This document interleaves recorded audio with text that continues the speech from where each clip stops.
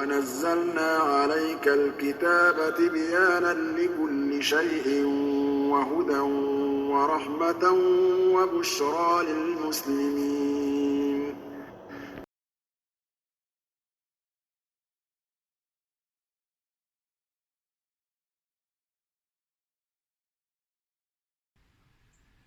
السلام عليكم ورحمة الله تعالى وبركاته. أدبان السلام يا دمان انت برنامج كان بلابن دونتا داولنا دونتا سلام كدب وعنيق الله سمرور وبله halkan waxaan insha Allah taala isku day doonaa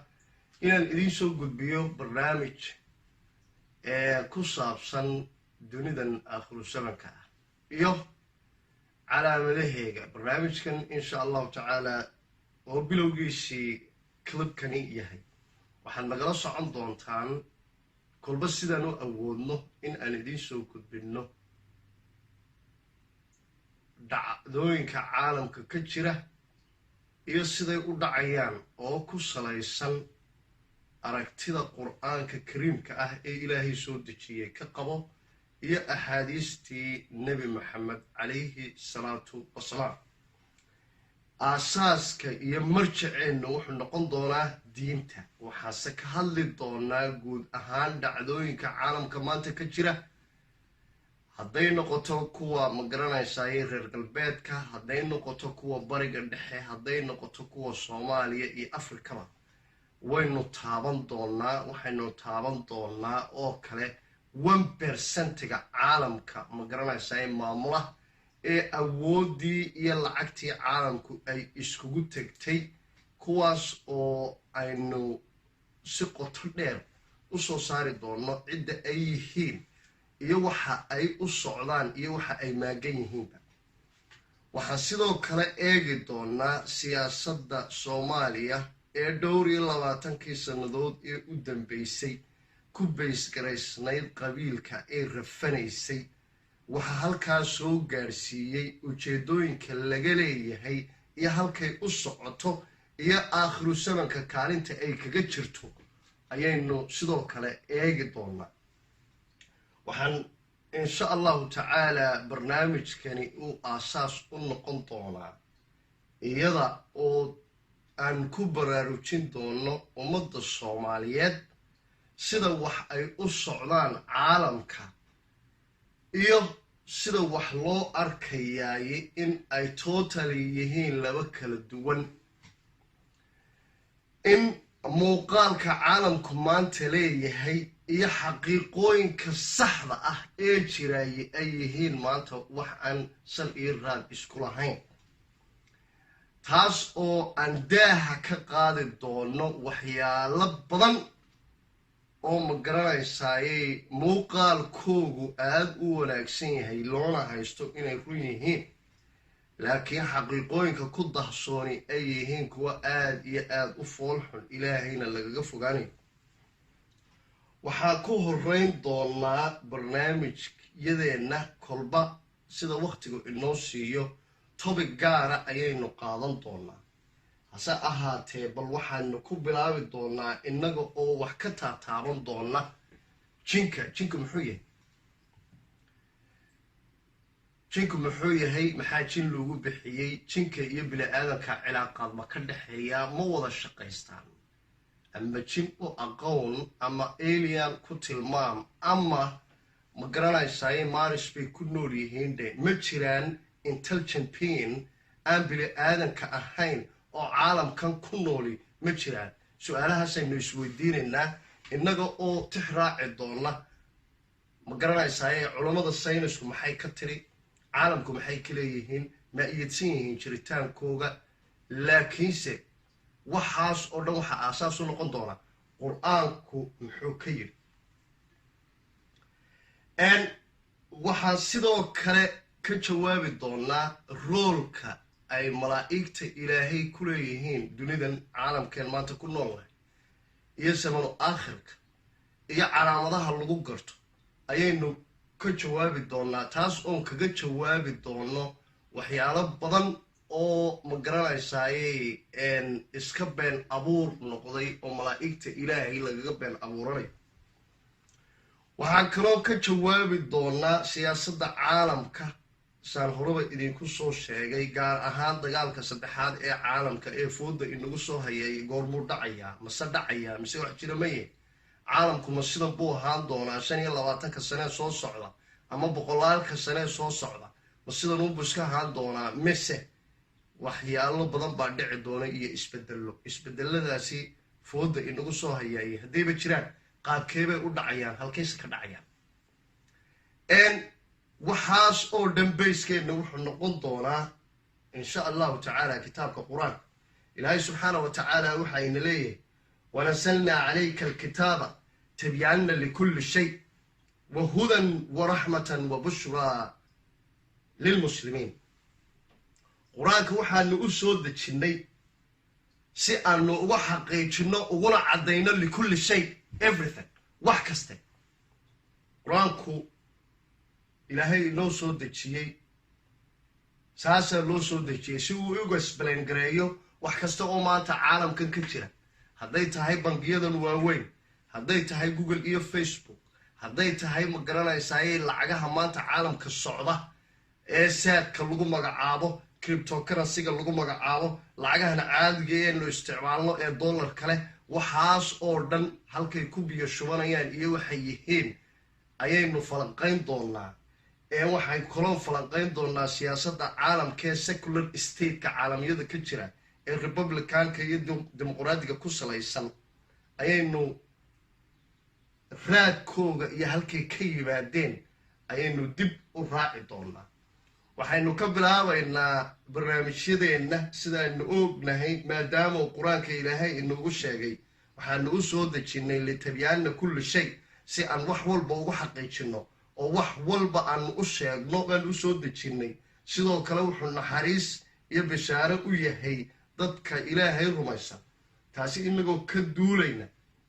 ayaa bal waxaan ku horrayn doonaa insha allahu tacaala taariikhdan maanta caalamka jirta bilow bay lahayd meel bay ka soo bilaabantay bilowgeegaas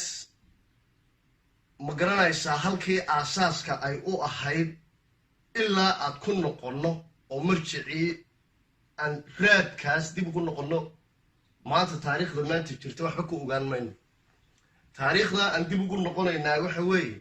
ilaahay baa subxaana wa tacaala kitaabka wuxuu inoogu sheegay isagoo malaa'igtiisa la hadlaya in uu malaa'igta ku yidhi innii khaaliqun basharan min diin malaa'igtaydii waxaan abuurayaa oon samaynayaa bini aadan waxaana ka samaynayaa turaab ciid baan ka samaynayaa bini aadankii ilaahay abuuray subxaana wa tacaala oo nebiyullaahi aadam uu aabba ka ahaa uguna horreeyey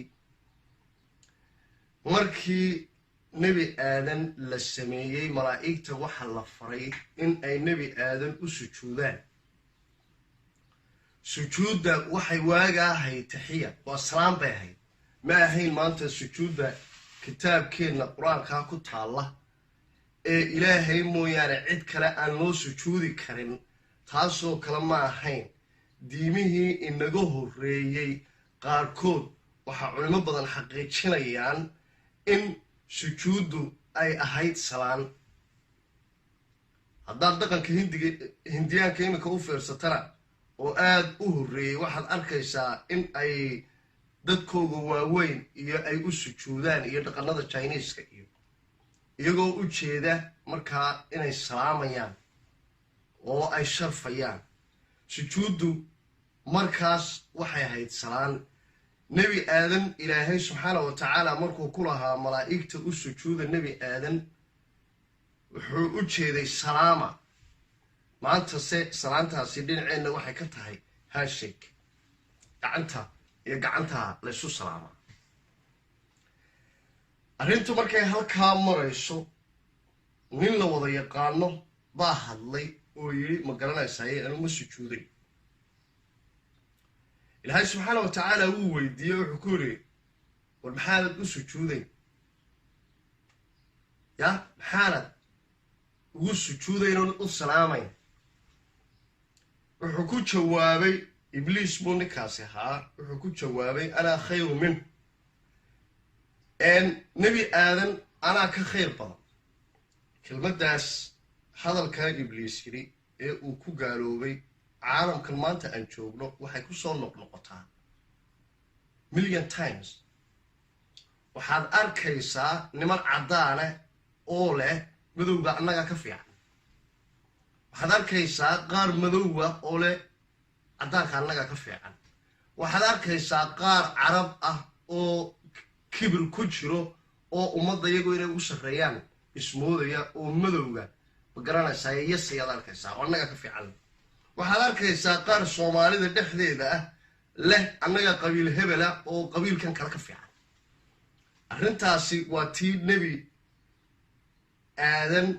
markii u sujuuda la yidhi waa tuu ibliis ku gaaloobay wey sidaas horta anoo ogsoonaano taariikhda bilowgeedii baan kasoo bilaabaynaa ilayna markii arrintu halkaa ay marayso ilaahay subxaana wa tacaala waxaa inoo sheegay ma garanaysaaye in uu ku yidhi ma garanaysaaye meeshan jannada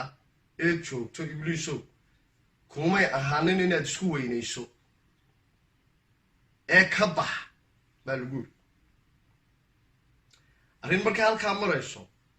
nebi aadan iyo xaawa calayhim assalaam waxaa la amray inay jannada degaan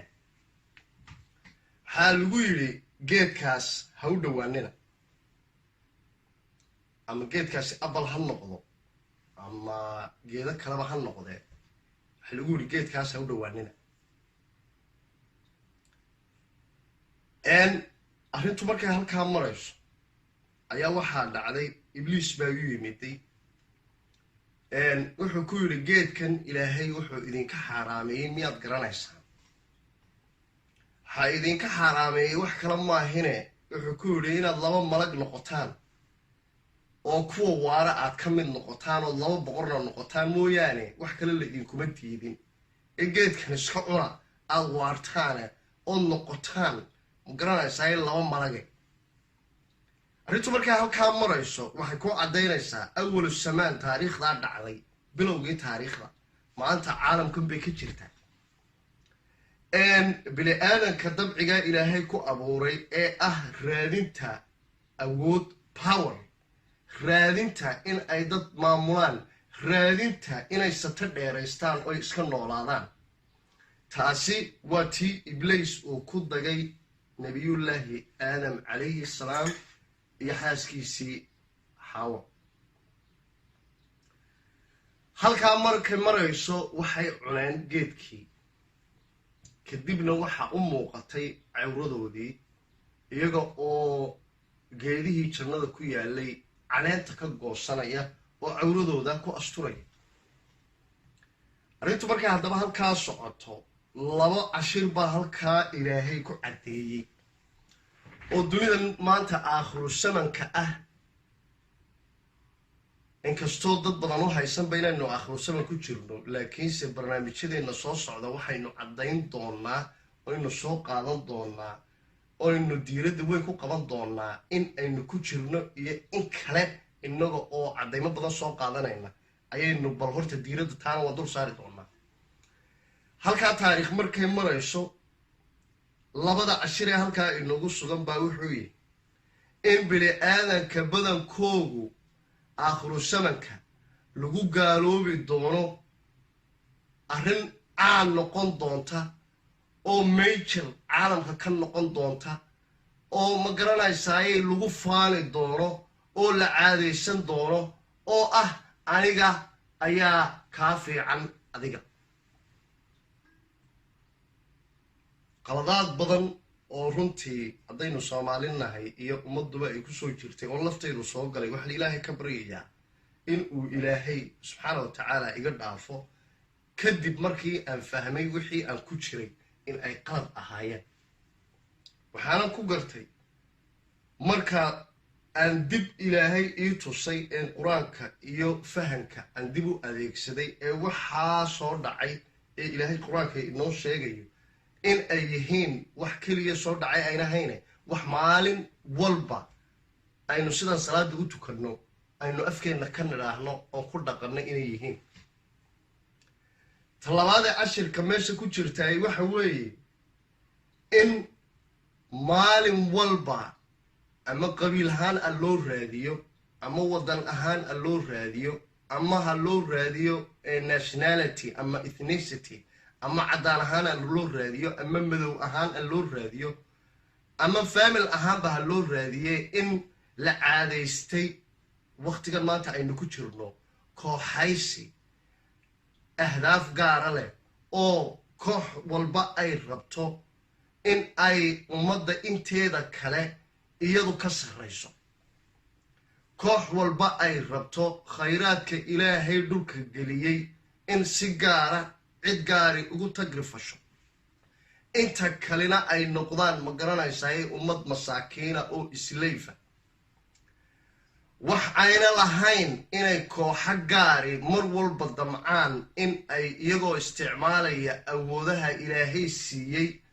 in ay dadka intooda kale xuquuqdoodii dafiraan kuna xadgudbaan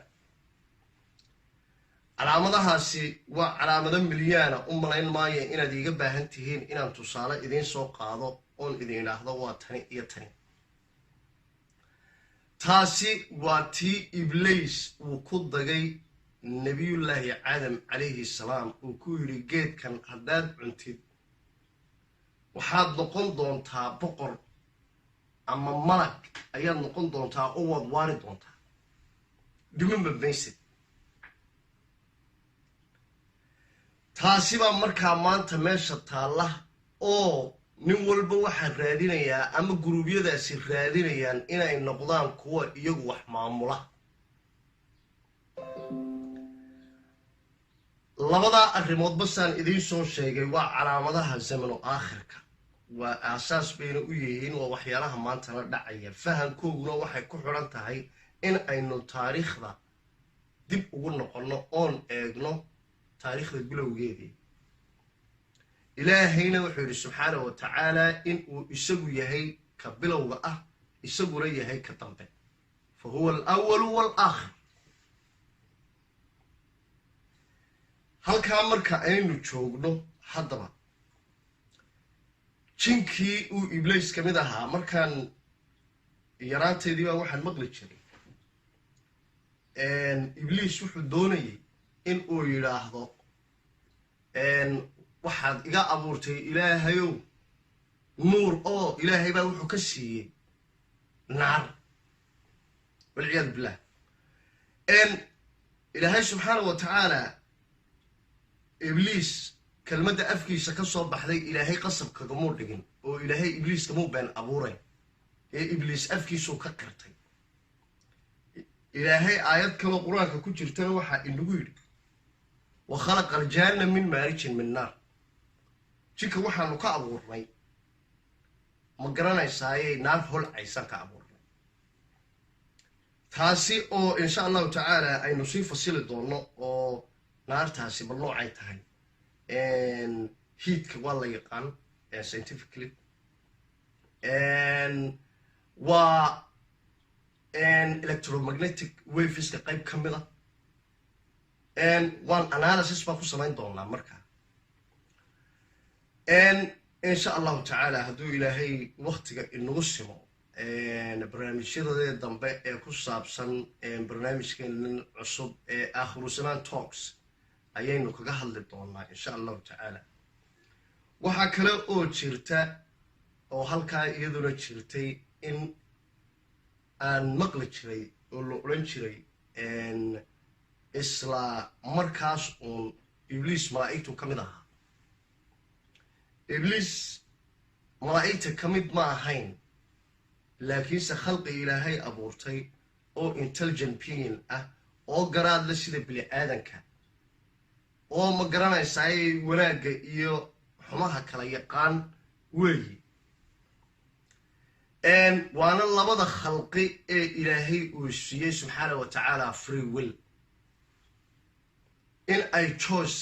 yeeshaan oy wax kala doortaan choicekoogaana ilaahay subxaana wa tacaala kula xisaabtamo maalinta yowmal qiyaama laakiin malaa'igtoo kale choice ma laha hadduu ibliis ahaan lahaa malaa'igta ka mid ahaan lahaa dee ilaahay qur-aankiisa waxaa inagu yidhi isagoo ay caddahay laa yacsuuna allaha maa ya'muruun markii malaa'igta sifaadkooga laga hadlayay wuxuu ilaahay amro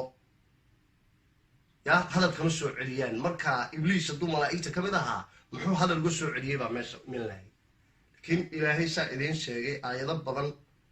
ayuu ku leeyahay jinka waxaan ka abuurnay naar sidoo kale jinku markii uu diiday oo ibliis madaxa u ahaa waxaa ilaahay subxaana wa tacaala yidhi ma garanaysaaye wa kaana min aljin ibliis wuxuu ka mid ahaa jinkuu ka mid ahaa wa kaana min almalaa'ika lama odhan arrintu markay halkaa marayso waxaa sidoo kale taaban doonaa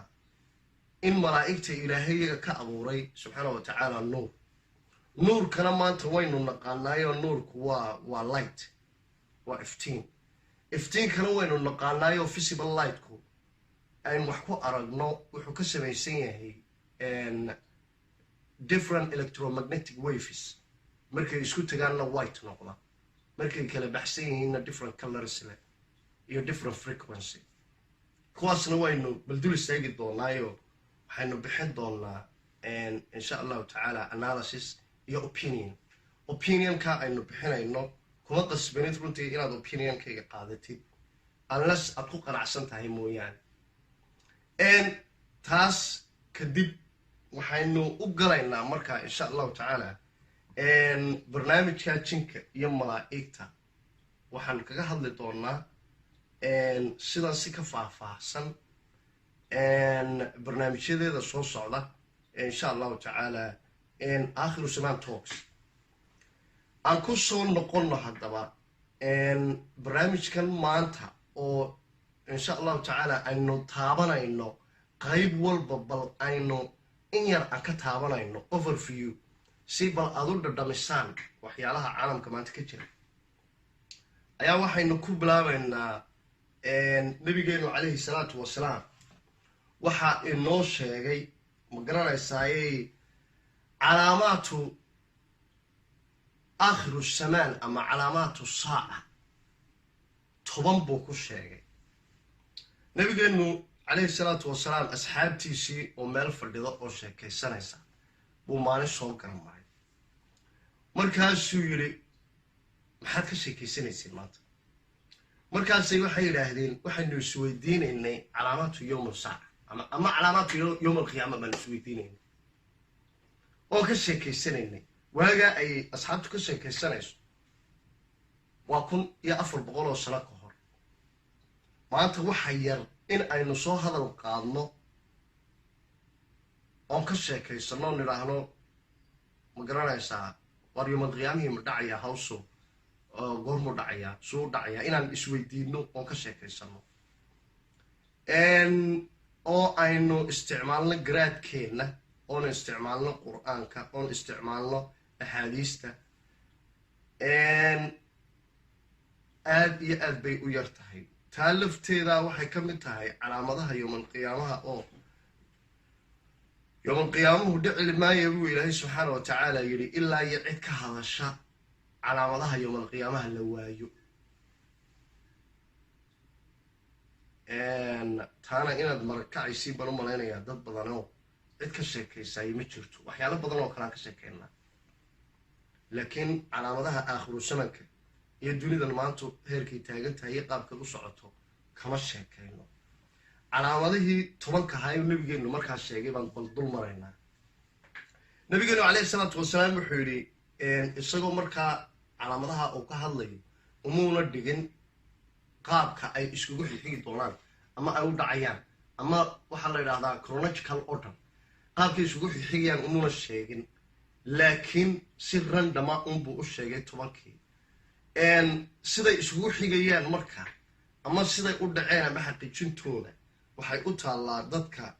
kitaabka loo soo dejiyey ee nebigu u soo baxay ee ummadda caalamka ku nool inay analysis ka bixiyaan oo ogaadaan bal arrimahani ay baaritaan ku sameeyaan oo waxay ka soo saaraan dad badan oo ilaahay khayra siiya arrimahan analysis ku sameeyey way jiraan waxaa number 1 nabigeenu sheegay dajaal calaamadaha yowmul saaca waxaa ka mida buu yidhi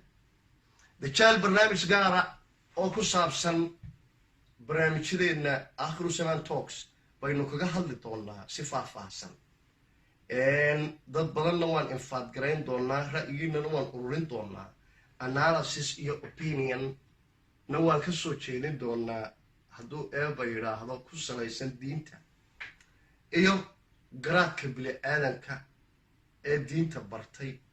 bal waxa uu ka qabo arrimaha noocaan ee dajaal baa haddaba bal aan yartaa taabanaynaa insha allahu tacaala maadaamuu ka mid yahay tobigyada aanu ka hadli doono dajaal waa kuma muxuu yahay goormuu soo baxayaa ma soo baxay caalamka ma joogaa waa qof nooceeya dajaal ayaa sida soomaali badan ka daragsan tahay waxaan maqaalo igu ahayd markaan carruurta ahaa liiga sheekayn jiray in uu dajaal soo baxi doono uu yahay nin cawaran oo isha midig ka cawaran oo ilcad oo weyn leh oo ma garanaysayey luga dhaadheer oo ma garanaysayey badaha caalamka markuu marayo ay jilbaha ugu qabtaan oo caalamka tallaabsan doona uun ma garanaysaa waddan kastuu baha uu tallaabsan doonaa uun arrimo badan oo noocaasa oo waxyaala qaarkood diintu inoo sheegtay xaqiiq tahay waxyaala qaarkoodna ay iska tahay khuraafaad myth la sameeyey ayaan baynu insha allahu tacaala waxay berigan carruurta ahaa aan maqli jiray I hope dad badan oo markhaati furaya oo arrintaa sidaa aan u maqlayna way jiraan laakiinse waxaynu soo qaadi doonaa waxyaalaha xaqiiqooyinka ee jira ee kitaabka ama qur-aanka kariimka ama axaadiista nebigu calayhi salaatu wasalaam ay inoo sheegeen innagoo mar walba ku dadaalayna culayskana saarayna kitaabka qur-aanka kariimka ah axaadiistana soo qaadanayna marka ay in harmony leeyihiin qur-aanka ama qur-aanka ay waafaqsan yihiin marnaba ku horeyn mayno ma garanaysaaye sources kale onan qur-aanka ka ahayn qur-aanka base inoo noqonaya baseka labaadna wuxuu noqonayaa axaadiista laakiinse baskeena iyo resourcekaan ku noqonayno number 1 axaadiis ma aha number 2 qur-aanku uma dambayn doono qur-aankaa ugu horeynaya axaadiistaa ku xigaya sourceska kale ee caalamka jiraana kusii xigaya dajaal sida uu markaa nabigeenu sheegay calayhi salaatu wasalaam wuxuu yidhi dajaal waa nin cawaran dajaal waa nin cawaran ilaahayna ma acwarna oo ilaahay subxaana wa tacaala acwar maaha ilaahaynu acwar maaha laakiin dajaal wuu cawran yahay okay dajaal markaa ma si literally mu cawran yahay markaa ma si saxa oo ishaasi ma garanaysaa waa il weyn oo cadbaa dajaal nebigeenu wuxuu inoo sheegay in ay ku qoran tahay dhafoorkiisa kaafirkaasna waxaa arki doona oo akhrin doona qofka wax qora iyo qofkaan wax qorin ee islaamka sibay u wada arki doonaan wayna garan doonaan okay arrintu markay haddaba halkaa taagan tahay